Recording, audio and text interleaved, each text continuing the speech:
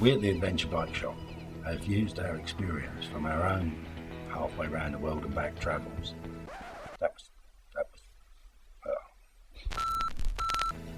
To put together a range of products that we think are top quality, will last you a trip, brands we know and trust, products we've used ourselves. Dumb products, and what am I going to say? Welcome to the Adventure Bike Shop. This is now getting good. The Adventure Bike Shop, proud sponsors of Adventure Bike TV.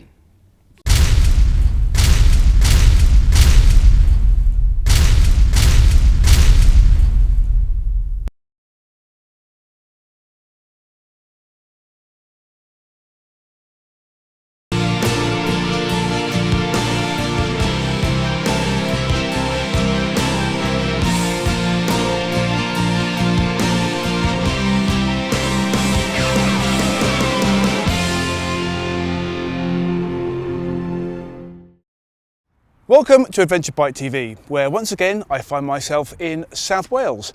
And bearing in mind the result of last night's rugby between England and Wales, I was keeping a low profile, although having said that, they won, so the Welsh should probably just come over and gloat at me. Now it's time for the bike review, and this time it's a major manufacturer that we've never reviewed before.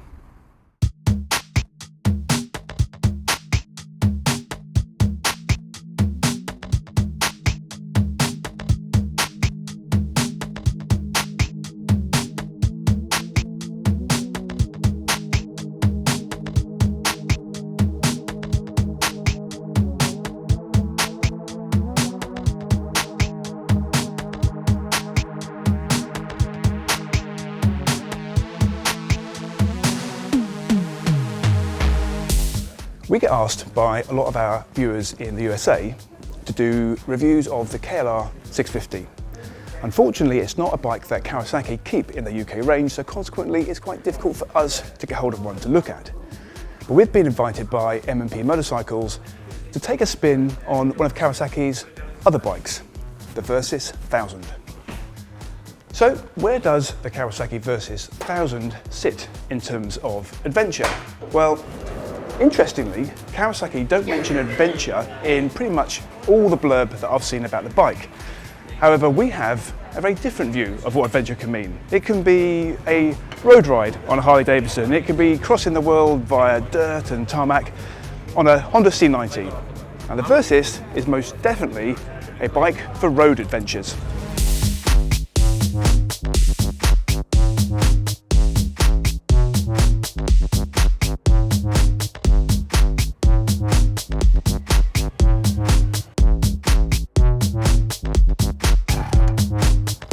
Right, first impressions of the Versys.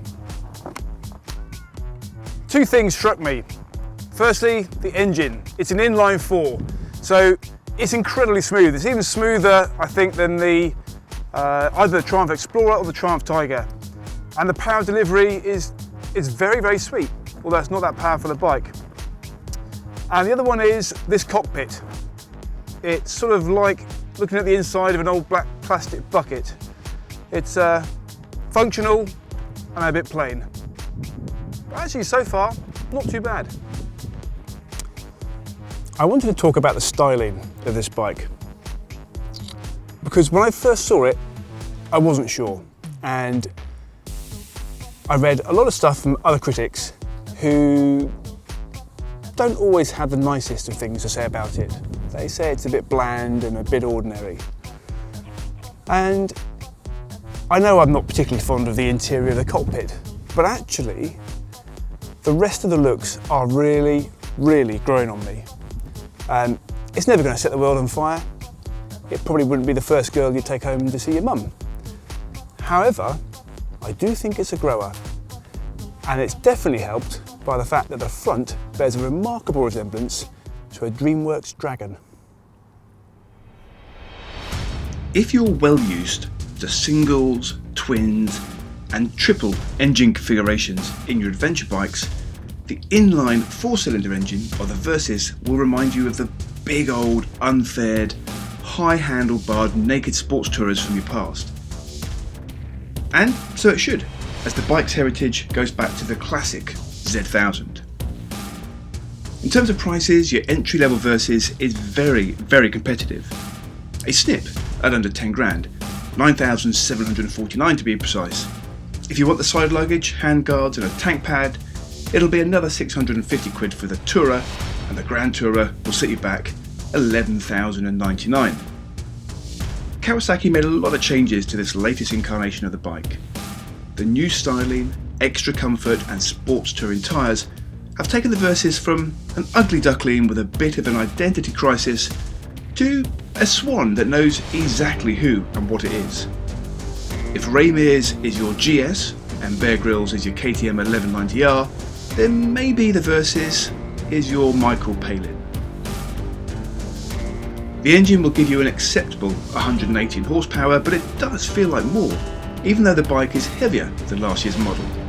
The frame's been beefed up to accommodate the touring luggage.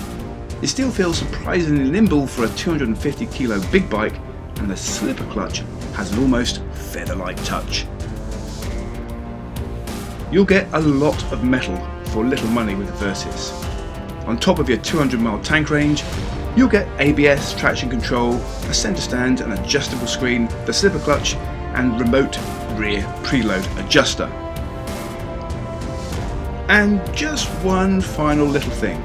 Do you know what Versys stands for? Versatile System. Well, every day is a school day at Adventure Bike TV. Before I get into trying to sum this bike up, I've just come back from riding up the motorway, and I've got to say, I was quite impressed. That engine is smooth, the seat is comfy, and what did surprise me was when I put up the windscreen, only raises it by about 4 inches and it's quite small, transformed the riding from something that was really buffeting my head around to something that was really a fantastic motorway cruising bike. So, try to sum the bike up. In terms of the looks, yeah, they're a bit quirky, but you know what? It's really, really grown on me. And the performance, it's never going to pull your arms out of its sockets because 109 horsepower is just not going to do that.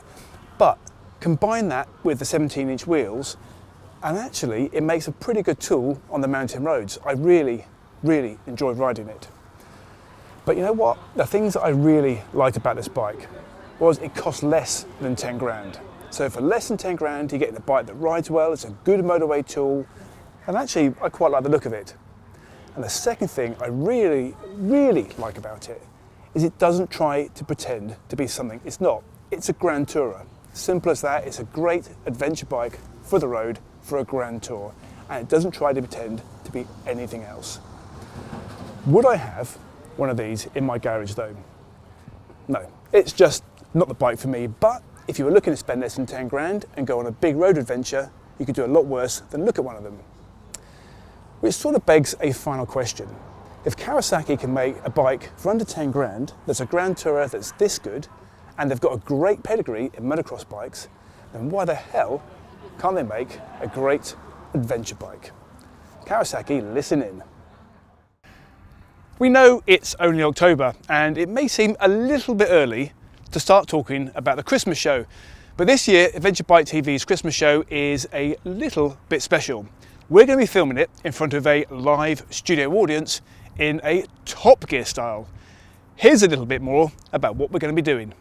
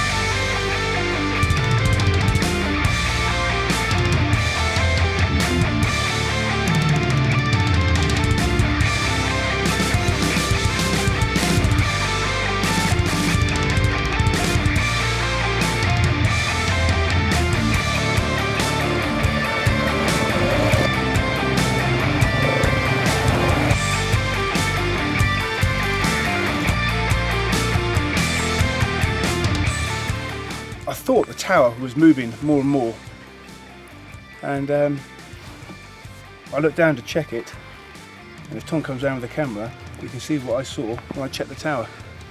So in total, the Triumph has lost us a total of 0 time. Nil point. Nothing. Perfect so far. Andrew's KTM, a total of 50 minutes. 50. 50 minutes. 50. Now Graham, it might take me a while to add this up. 6 hours and 25 minutes. 6 hours. 6 hours. 25. 6 hours and 25 minutes. Congratulations.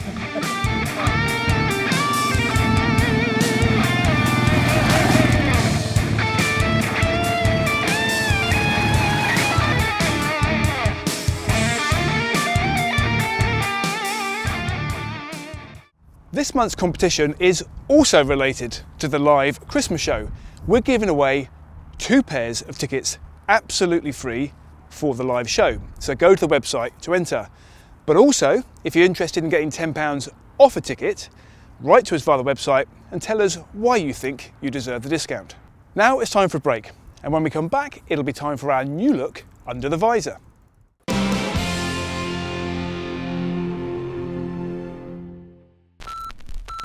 We have the largest selection of hard luggage under the one roof in this country. Bollocks.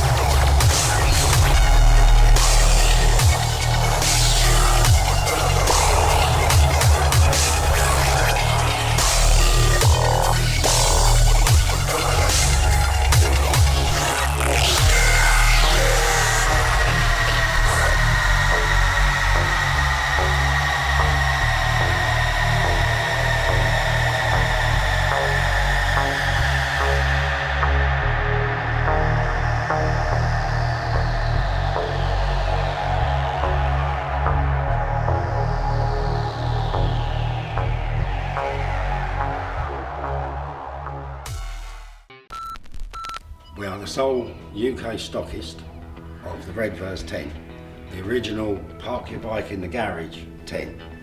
We also have a range of tents and other camping equipment from a number of trusted brands. That was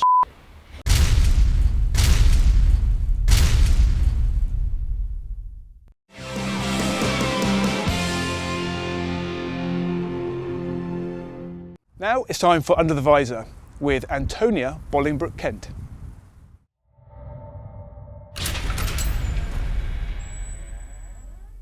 James Cargo Motorcycle Shipping sponsors Under the Visor.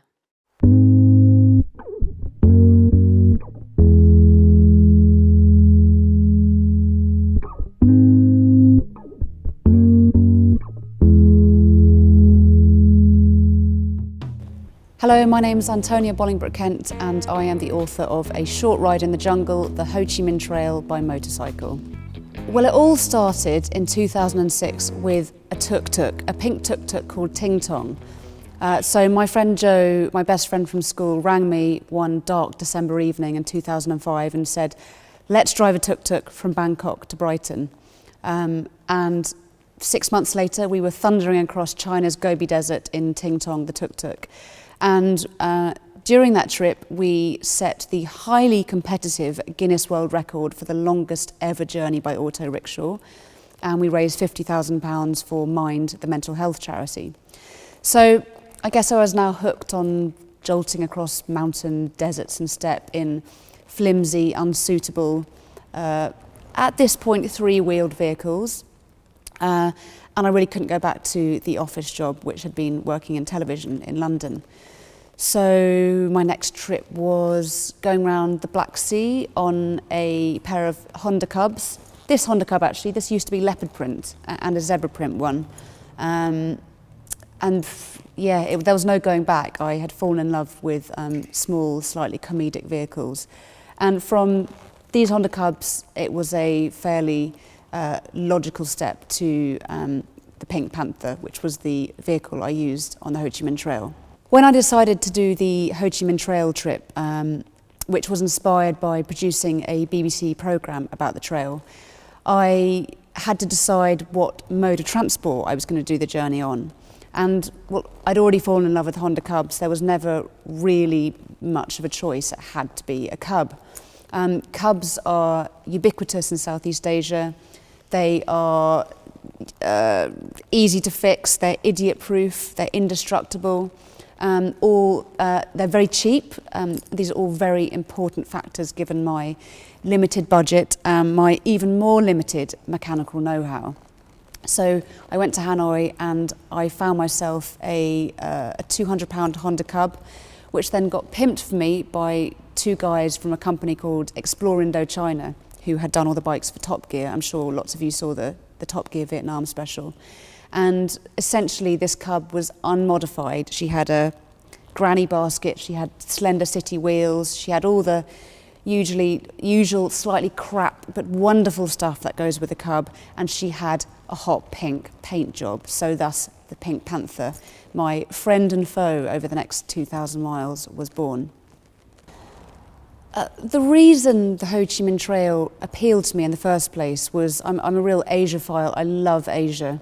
I wanted to write a book about somewhere that something hadn't been written about recently, and that was a really good story. And I'm also a history geek. I did history at university.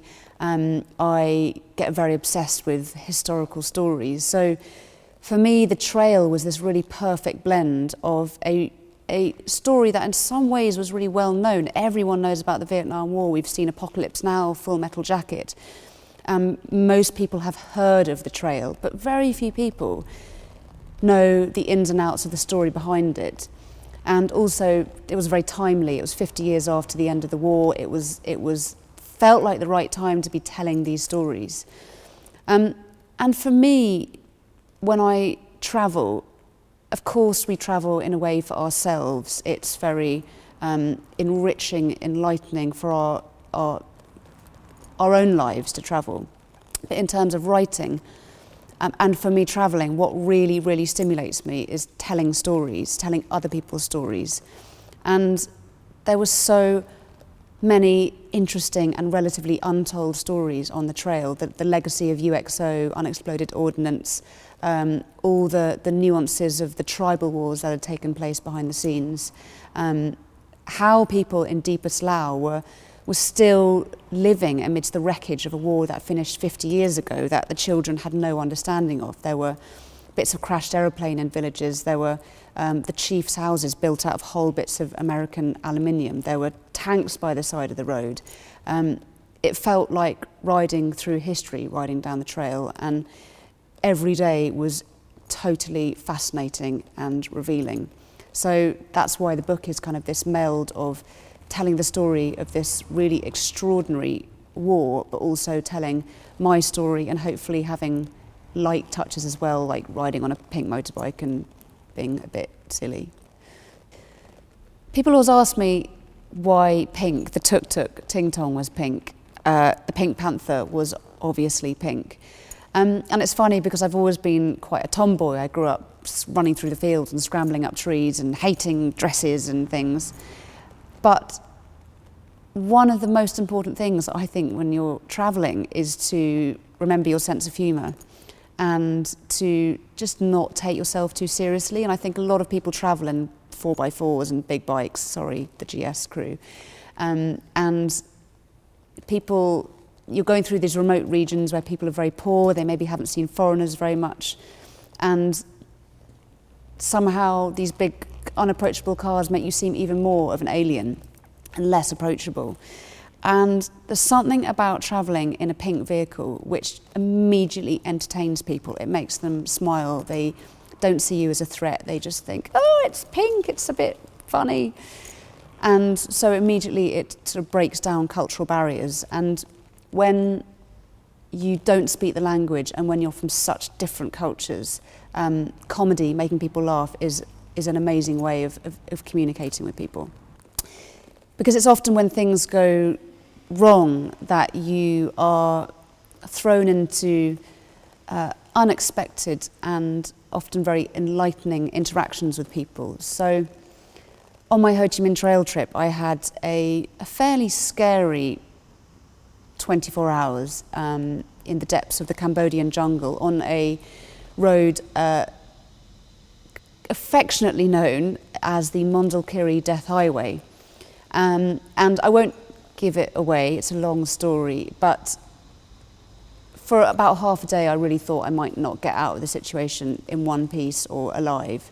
But through it I was really looked after by a bunch of Cambodian road workers who I learnt so much about their lives, their existence, their families, and it taught me that most people in the world just are lovely and want to help you. It kind of reinforced that the kindness of strangers, which I know is a terrible cliche, but you are reminded of it every day when you travel, and particularly when you find yourself in a bit of shtuk. I'm also not one of these gung-ho, fearless types. As much as I love travelling, I get really excited about the trips I do. I also tend to travel in quite remote places where a lot of other people aren't travelling, where there are good stories to be told, the kind of far nooks and crannies of the map, really. And so with travelling in such remote regions comes an element of danger. So for example, on the Ho Chi Minh Trail, there was the threat of unexploded ordnance. Of course, there's cerebral malaria. If anything happens to you this far away from help, you're in a difficult situation. I also have a healthy but probably rather irrational fear of being eaten by a tiger or a clouded leopard. So before I go away on these trips, I'm half really, really excited, but I'm half absolutely terrified, and I have a lot of sleepless nights lying awake imagining being eaten from the feet up by a tiger, or being blown up by UXO, or being attacked by giant spiders. I'm terrified of spiders this big, let alone ones this big. So that's the hardest thing, is overcoming those fears. Time and time again, I'm reminded that as long as you face your fears and you get on with it and you get on the road, then that fear is very quickly replaced by elation. So you've just got to overcome your fears, really. I can be quite an obsessive person, and on my last trip, I was really obsessed with the trail, in following it, in telling the stories, and it was a really tough trip. I was on my own. A lot of things went wrong with the bike. I had days where I was thigh deep in mud, where I was nearly standing on unexploded ordnance, where I was running out of petrol in the middle of the jungle and having my boobs grabbed by guys who stopped to help. But somehow, because I was so passionate about telling the story, about riding the trail, about where I was, the people I was meeting, it was never difficult. I never had a morning where I thought, I can't go on. The only day I think I got sort of a bit disheartened or a bit bored was a day right at the end when I had to do a massive diversion, and I was riding on tarmac and I was riding off the trail. And because I'd lost that impetus of the trail, and because it wasn't really an adventure because I was riding on tarmac, that's the only time I found it difficult to carry on. So I think if you're going to do a trip like this, I think probably it can get a bit difficult if you're just doing it for yourself, if you're not fully engaging with the environment and people you're riding through. Maybe then it can become like, sod it, I'll give up, but I never felt like that. I think any form of travelling on your own, whether you're a man or a woman, of course you're more vulnerable. You've got no backup, you've got no one to help you, whether that's someone trying to rob you or whether it's your bike breaking down and needing to carry it across a river. Perhaps you are a bit more vulnerable as a woman. For me, I just listen to my common sense, I listen to my instinct, and I make sure that I don't put myself in situations which something tells me isn't right. You know, of course, as humans, man or women, we can all be robbed or attacked, but it's really women who are susceptible to rape, which, of course, you have in the far, far, far back of your head that you do have this extra layer of vulnerability. But I wouldn't probably go to certain countries in the world on my own as a woman. And when I do travel, I am very careful, not very careful, but I'm just, I'm aware of the situations I'm in. So for example, if I went out to a bar and 20 guys who are really drunk were trying to get me really, really shit-faced and say, come back to our hotel, I probably wouldn't. You know, you just have to be a little bit careful. Also things like I would never wear a vest top when I was travelling on my own. I always wear jeans, no makeup, pretty, you know, loose-fitting t-shirts. I just try not to invite too much attention, which obviously is ridiculous because I'm on my own in very remote regions, but you just have to be, you know, use your noggin a bit. There were a few times when I was travelling on the Ho Chi Minh Trail where I did have some slightly interesting experiences with men, but again, it's that instinct thing. The further I went, the more I honed my instinct, and when these situations happen, for example, I mean, it sounds funny in retrospect, and it kind of is funny. Like, I got offered money twice for, you know, a quickie behind the noodle shack. It was always 500,000 dong, which is £16, which probably would have been useful on my trip. I was on a low budget, but I wasn't going to say yes. But it wasn't threatening. It was just like, what? No. And the same when I ran out of petrol in the jungle, two guys stopped to help me. As they were helping me, they grabbed my boob. And I just, again, it was like, okay, I'm in the middle of the jungle, it's getting dark, I'm on my own. But it somehow wasn't scary. It was just like, oh God, get off, come on. We're dealing with petrol, we're not doing this. And another time I got followed to my hotel room one night, and I could see the guy was really drunk. He was a lot shorter than me, so I just opened the hotel room door and just went, fuck off. And he ran away. Again, it wasn't scary, it was just someone trying it on. So you just listen to your instinct. You know when something is genuinely scary and when something's just a bit of an irritation. This is a Soviet jet fighter's helmet, and it has quite an interesting story. We're in the Adventurous warehouse in Bristol at the moment, and I used to work for the Adventurous, organising their new adventures. I was head of new adventure research, which was a pretty good job. And one of the events we set up was the ice run, and three of us, Buddy, who you might have seen doing crazy stunts on Channel 4 recently, and Tom, who runs the Adventurous, flew out to the arse end of Siberia in midwinter, it's minus 35, bought ourselves the crappiest old Ural motorcycle you can imagine, which we were reassuringly told was toilet green in colour, and we attempted to ride it to the Arctic Circle in midwinter. It was minus 37 at the coldest. Buddy wore tweed all the way. Tom was snowboarding on frozen rivers behind the bike. Anyway, we were helped by lots of fantastically marvellous, hospitable Russians on the way who just thought we were stupid, basically, and kept saying we were going to die.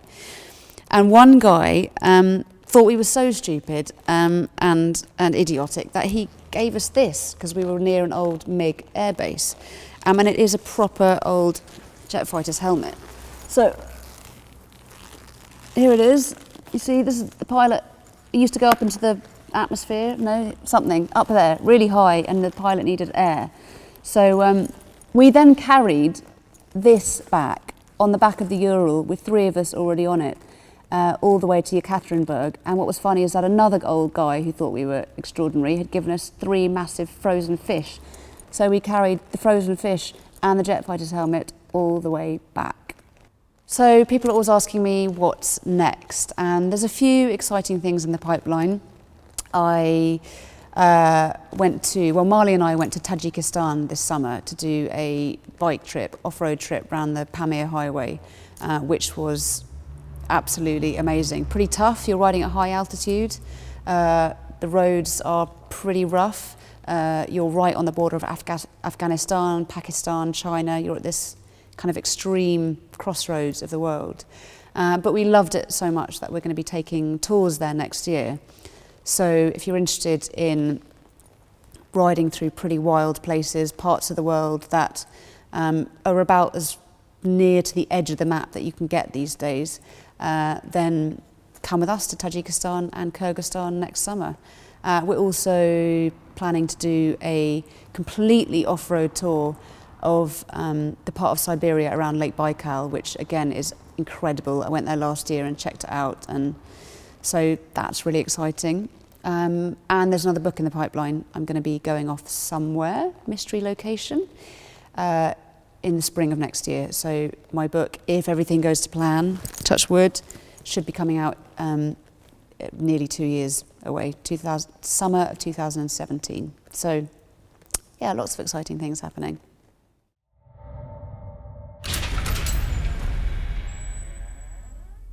James Cargo Motorcycle Shipping sponsors Under the Visor.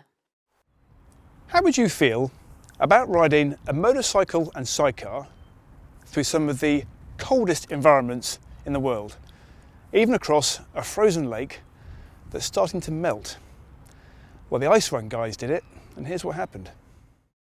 It's a fucking stupid idea.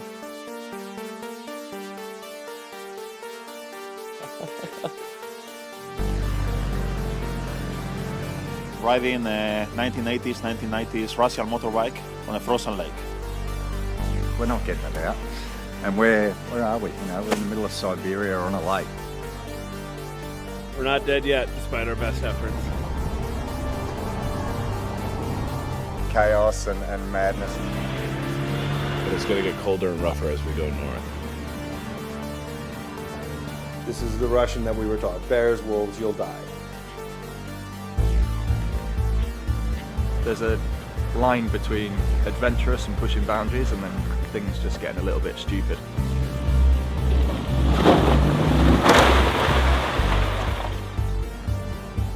These bikes have respect. We have flogged the shit out of them.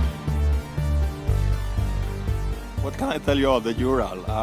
They are shit, but they are magnificent at the same time.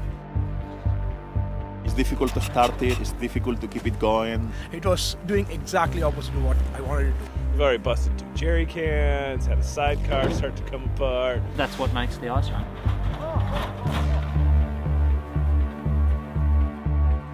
But at the same time, when it goes wonderfully.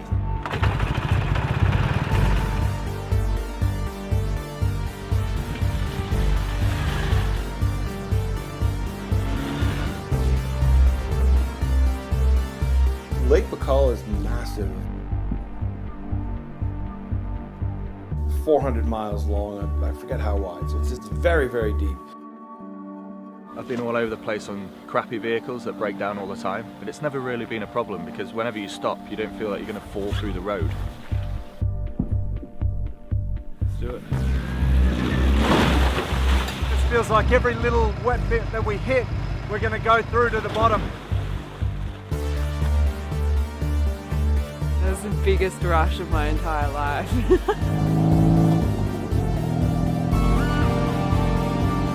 It's deep snow and we couldn't get the bikes through.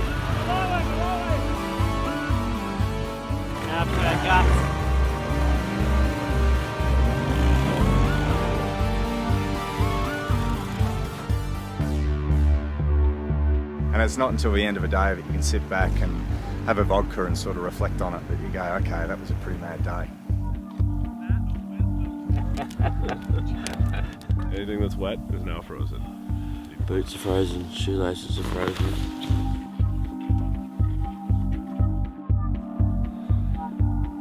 We got a little bit more warmth in us, but that won't last for long. Ready to get up and go riding. That's what we came here to do.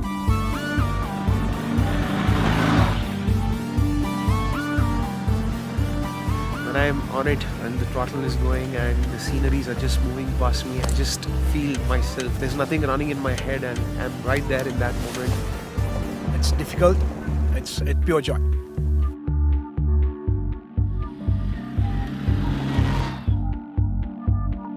We just don't know what lies ahead.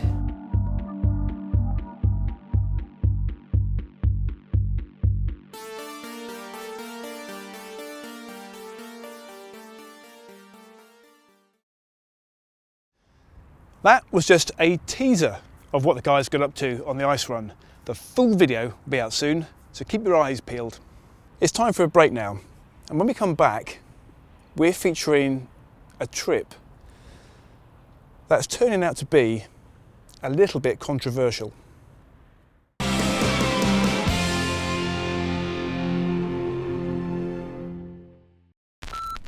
Adventure Bike Shop, we also do a wide range of soft luggage, if that's more your thing.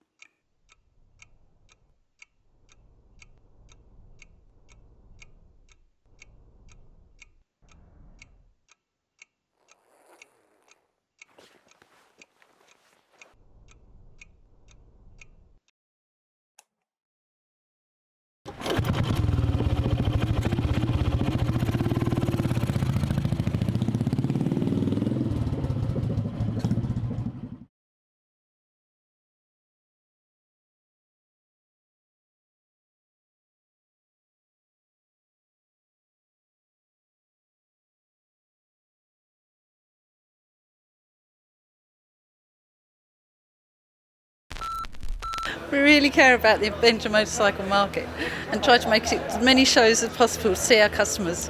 So if you can't come to the shop, come see us at a show.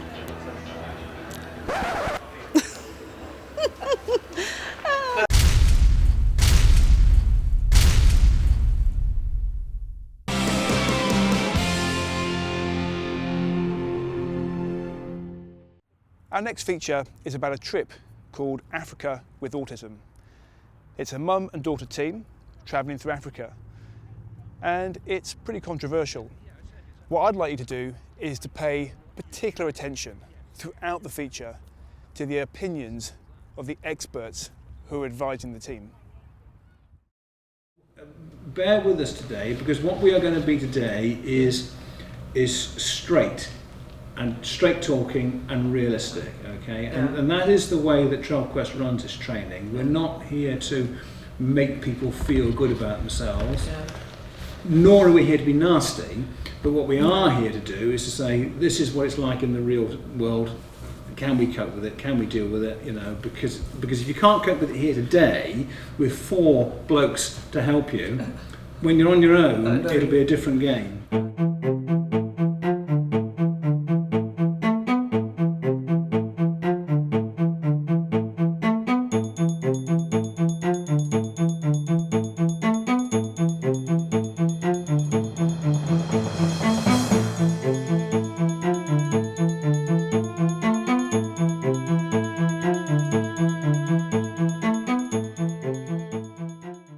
How are you feeling?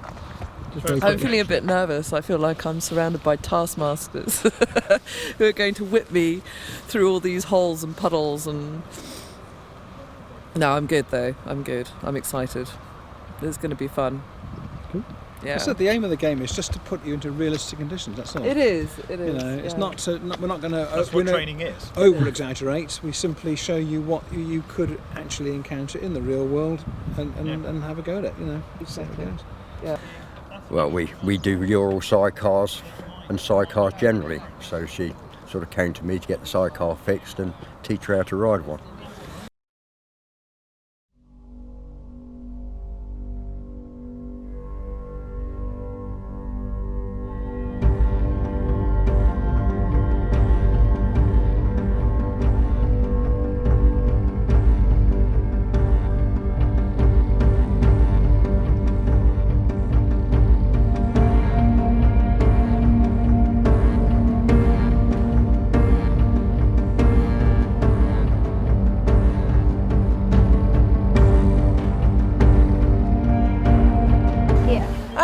That was okay actually. It's nice, it's gentle start to the next bit, which I'm hearing. This is the rutted area, which might be somewhat more challenging. And it's very different having Mick in the bike as well, because he's heavier than Sophia, so it feels very different. Put your crash helmet on. You should have your crash helmet on. Got a crash helmet? Did you hear that? Well, I've just said that to her, but it's in the car. She enjoys it. We've done a little bit of green laning, and she actually really enjoys it. She thinks it's really good fun. Of course, all she has to do is sit there. She doesn't have to really think about anything. But I think it is kind of fun in the sidecar, being a monkey. Yeah, but on-road driving, boring. Elderberries. So if she gets a bit bored on the long roads, there's going to be a lot of long roads on the trip. How do you think she's going to? Well, she's requested music as her entertainment, so we're going to get Bluetooth for the helmet so she can listen to lots of different music and stuff. And you know, we just pace it as we need to pace it. I mean, will we spend 7 hours on the road? I don't know. I don't think we will unless, you know, it's play it by ear. You know, I can't say, oh yeah, we're going to do 7 hour stints on the road. It's unlikely that we'll do that much. Never put me on the TV because I won't like it. We do what we need to do, and we pace it as we can pace it, really.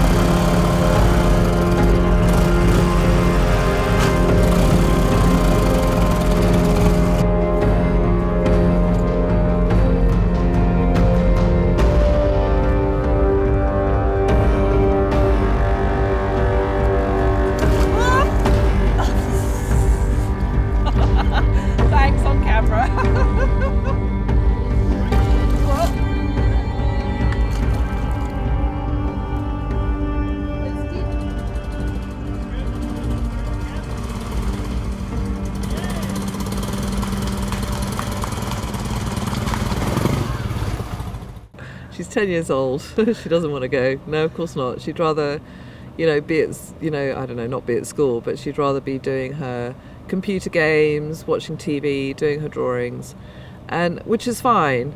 But she really needs to know that there's a world out there as well, and that it isn't as scary as she perceives it to be. And Yeah, we had a big conversation earlier about, well, why don't you just take her on a trip around Europe or something like that? But it's very difficult in this environment that we have to create real problem solution situations where she can really grasp that. The thing with autism is that it's a very visual learning process with autism, and you can't do it softly and expect them to grasp the situation. They need to actually be in a situation and see it happen, experience it, and whilst she may not always appreciate it initially, I think someone made the comment earlier about she's going to hate you for years for this. Well, that might be true. Yes, it could go horror. It could go the other way. She could end up being really traumatized, and if we get to that point halfway through the trip and it's clear that she's horribly traumatized, we cancel it. I'm not doing this to destroy my child. I'm doing it to help her.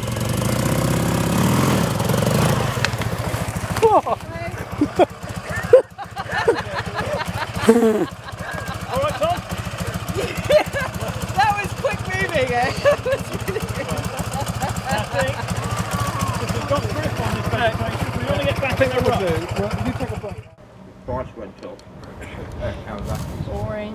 Oh. Okay. Sophia, do you want to go on this trip? No. Trying to sprint, trying to tiger. Only Fanta, yeah. But you can get Fanta here. Yeah, the last bottle of Fanta. My mum says it's the best. Sidecars attached to. You're rolling back, are you sliding back? At the moment I've got brakes on in gear. You let go of the brakes, so will it move? It will, because Yeah, right, strap it then, bring everything and then we'll hold Well, it. we'll let the clutch out. So it's in gear. So it's in gear. Right. Yeah, it moves. Yeah, you might. Now then, quick question for you before we go any further, Mel. What do you think you should do at this point? You're on your own, you're in the middle of a jungle clearing, somewhere in Botswana. Right, well the first thing I'll do is try and stabilise the bike. Alright, so how are you going to do that? So I think I put it in, I put the handbrake on, I put it in reverse gear, so it's in reverse gear as opposed to... What, when you're going to roll downhill, you put it in reverse, the engine's turning the right way. No, I'm not going to switch the engine on. No, but even if you put it, you don't want to be pulling the clutch in now, Well, do you? put it in second gear then. It's whatever gear it's in, you leave it in. Okay, well it's slipping in the first gear. Yeah, well it will do. But whatever gear, if you pull the clutch in, it's going to slip even more. I'm not going to pull the clutch in. So you can't try and change gear now you've stalled it out. Right. You've got to somehow get off the bike and stabilise it and stop it rolling backwards. Exactly. So you've got Sophia in the chair. Yeah. You need to get her out and find something to wedge the three wheels up with. Right, Sophia, are you awake? Get out of the chair.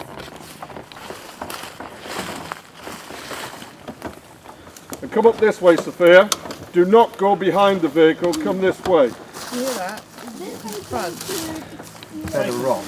You can get it onto this side. It'll reach. Right, Sophia. Need another. Drop it back. I want you to find in the gear. biggest rock you can find. She's just gone behind the bike. Should never have gone behind the bike. Biggest Don't rock. walk behind the bike. Don't walk behind the bike. Leave the blackberries alone. When Nick? Stop, you're fine. That's good, that's good. I want you to find the biggest stone you can find. Big rocks we're looking for. The biggest stone you can find that you can carry. Sorry, no big stones. Well, you have to look harder, darling. Back onto the gravel, but it didn't get. The more I had the wheel pointing like this. I'm trying to move that way, but instead it was moving itself that way, and I don't know why it was doing that. Even though I was pointing in that direction, it was moving in that direction. Because you've got an off camber there, so the sidecar wheel, you've got it in that rut. Yeah. And you're on the soft grass. Yeah. What you'd have been better off doing up here was putting the bike wheel where you've got traction. But that's what I was trying to get back to. I was trying to get back onto that. But it's too late. If you're trying to get back, it's too late. You've But lost why it. is it moving to the left? Because- It's me. I can feel it slipping. Well, And I not don't going feel anywhere. in control. It's not going anywhere. I know, but I just took the strain and immediately it slipped. I felt it slip on the front wheel. Oh, I'm feeling better now the bike's out of the I was feeling really panicky there for a while. Really And what panicky. if something does happen like that and you're in the middle of nowhere? Do you feel confident? Do you know, I mean, knowing myself and what I'm like, I would wait till I felt less panicky. I would sit there and just wait until I felt less panicky. I'd get Sophia out of the sidecar and just wait till I just calmed down. And then actually, most likely, I would probably have rolled down to the bottom of the hill. But we don't have time for that. It could take hours for me to get less panicky, and let's face it, we haven't got hours to play with at the moment. So, yeah. But that's actually how I would deal with it on the road. Okay. Are you going to miss your friends? Yes. What do they think about your trip? Don't know. So, if you could say to your mum, I don't want to go, would you say that? She would just... Oh, she would just keep on going with that stupid trip. She would only cancel it if all the stickers and t-shirts are sold and stuff. At the beginning of the day, I said to you that we'd be honest and we'd go through the day and we'd see how things went. Yes, Okay. yes. Now, what you've got here today are 4 people who have expertise in their fields, built up over years and years and years of experience and so on. Our aim is not to be so negative as to be destructive. Yes. Our aim, our concern, ultimately, is that you are safe and you complete your journey happily and successfully, and you get everything done. Now, my worry, as we sit now, is that I could not, if this was a formal test today, I couldn't tick the box to say that you are safe and capable of completing the trip. Right. And I'm sure if you think about it, you will understand that. I feel the same at the moment. Yeah. It is an issue. Yeah. Your plan is to jump in right at the deep end from somebody who's done no expedition riding at all, right in to the big adventure. Yeah. I couldn't tick a box to say that you're safe to go on your planned journey, Yeah. because that would be, I feel, wrong of me to do so, because I think I would be jeopardising your safety and well-being. Yeah. I think, and there is no way around the fact that the only way that you acquire that is with more and more experience, and that's why Mick can do what he does. Yeah. All right, and people can say what they say because they've been there, done that. Without wishing to be sexist, at the end of the day, a blonde-haired woman is more likely to attract attention than a bald man or an old man, you know. And as far as Sophia is concerned, in certain parts of the world, I mean, she's not a child, you know, they're seeing her as a young lady. Personal protection point of view, I would suggest to you that you strongly reconsider the route you are going to take and maybe look across Russia towards Siberia, that way, Mongolia. The question I have asked before, why is it so crucial you have to go in 6 weeks' time? Because we could be here a year from now and you could be a well-trained, well-qualified, well-experienced, ready to go. Yeah. You know, and then we'd say, fine, go for it. You know, we've had a year's training. We've put you. See, we haven't done today a first aid scenario, which we do with our clients. We haven't done a border control scenario with you. We haven't put you through a rather frightening ambush scenario, which would have frightened Sophia to death. But really you need to do it. Because you know, when people get nasty, they get nasty, and we can do that. We haven't put you through a breakdown situation. We haven't made you change the tyre on the bike. We haven't done, you know, there's 101 things in my manual of expedition training which we haven't covered. It's terrifying as well. I know. You know, it is for us. I want you to come back alive. Well, no, seriously. True, no, I haven't know. lost a client yet. I didn't lose any soldiers in my time either, or anything. You know, I mean...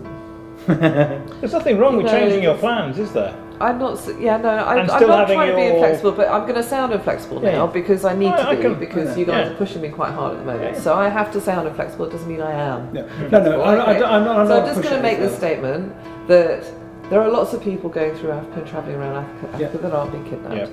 And that there are people who are living out there and surviving quite happily, right? So I understand there are risks anywhere that you are in the world. And yes, those risks exist in Africa, but they are somewhat magnified because of the type of people and cultures that you have there, right? I am aware of all of that, but I'm also confident that that's, like you say, well, I think it's a bit more than 1%, actually. I think it's probably 5% of the world's population is really mean and nasty. I have terrific friends in North Africa, and they're great. That's the thing. But the thing is that you have to be in the way of the 5%. You know, you have to find your way through the 95% to get to the 5%. Let's just go back to the pure, hard reality of your skill set in terms of doing the expedition. At the moment, Yes. you're not sufficiently confident and capable to ride that bike through difficult. I think we're all in that's agreement the there, aren't pressure. we? We all agree, I mean, it's a bit like me saying, you know, I want to climb Everest. I'll go tomorrow. I'll go tomorrow. You are taking some very big risks with not just your own life, but also your daughter's life. You know, we take risks every time we step outside our front door. And I'm not denying that, okay, we step outside our front door, we don't stand the risk of being kidnapped in this country, okay, fair enough. But the point is that we are taking risks all the time. And,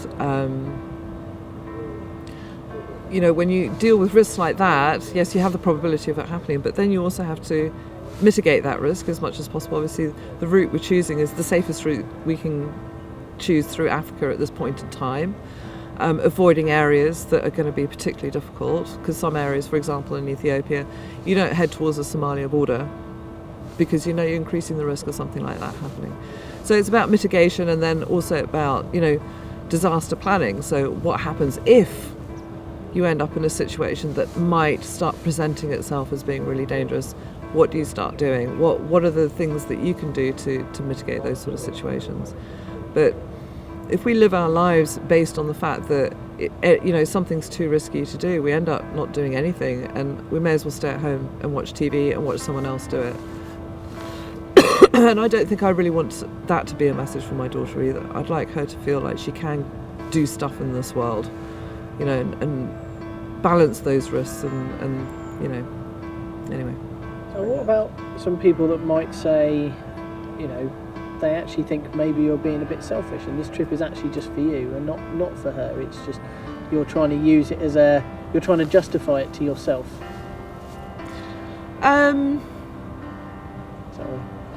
Well, maybe that is true. I mean, you know, you're asking me to be honest about myself, and, you know, you ask people to be honest about themselves, you know, and it's always going to be it's always left to the person to decide whether they think I'm being honest or not. I suppose the degree of challenge I'm choosing is about me, in the sense that, yes, a sidecar outfit is my choice of vehicle, which is not easy, as we've learned today. And those are about my challenges, you know, but ultimately it is about Sophia. If Sophia wasn't there in the picture, then I wouldn't be doing this. I've never even thought about doing a trip like this, so I've only justified it for myself in the sense of choosing things like the vehicle to make it something that actually really stands out of a challenge for me as well, if that makes any sense. So there is an element of selfishness, yes. But I have actually set up a charity called Africa with Autism, which is run by Giving Works, which is actually the main umbrella charity, and they provide the trustees and all the accounting and they take care of all of that. And it's kind of like, you know, the corporate process of, you know, if you want to spend any of the money, you have to put in an expense claim or, you know, apply for it. So basically, the management of the money just gets taken out of my hands, which I thought, first of all, was important, really, so people know that it's been managed correctly. But then on top of that, the opportunity that so at the moment, all the money that's coming in to that charity is actually being spent on the trip. I mean, this trip at the moment is 35,000 minimum budget. So, 35,000 minimum budget at the moment. So, and we've spent probably about £12,000 of that already. And that's not all run, you know, that's personal funds as well as, you know, funds that have otherwise been raised. So, that's where we are in terms of our financial situation. Anything extra and over and above that we raise will be donated to the National Autistic Society, and they've endorsed the project, and they will receive money, as you know, at the end of this project. You know, when it's all done and dusted, they're the ones. Have your plans changed after today? I think we're slipping the date. I'm saying we go back to the original idea of the end of December. I've not fixed, I've got to go away and think about an actual date, but yes, I think that's the main change that's happening as a result of today, yeah.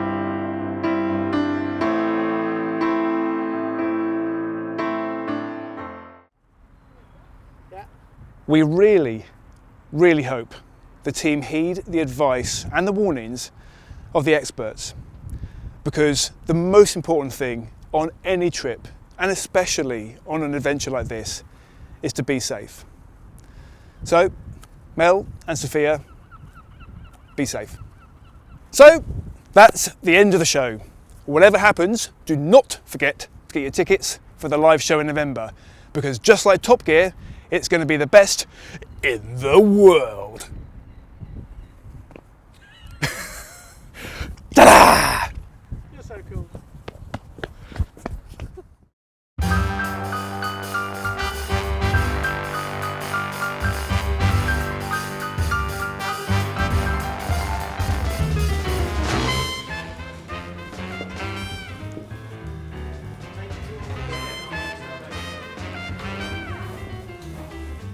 That I've seen about the bike. However, of course, let me do that again. It's because you're so pretty. So, yes? I was just waiting for a thumb up, because that's what I've got to do. Ha ha! Tom's the prettiest person in the world.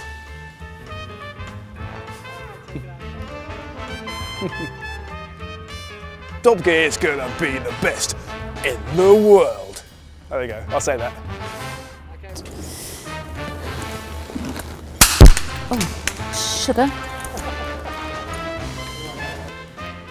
The biggest spider I've ever seen is probably about that big, and that might have been when I was giving a talk at a school in Bruton last week, when I'd just been talking to the girls about overcoming your fears and facing your fears, and the next minute, a massive spider, like, this is unheard of, a sort of spider this size is in England, crawled across the stage, and I screamed, embarrassingly. Anyway, everyone laughed, but about that big. This big, that was the biggest I've ever seen. One more time, and then...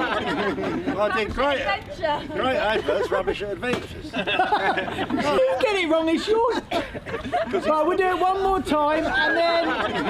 I did great adverts, rubbish at adventures. I didn't hear it click. It's not. It's a recording. It's not a photo. But we will do a photo after this. We're talking. Okay. Are you ready? 3, 2, 1. Rubbish!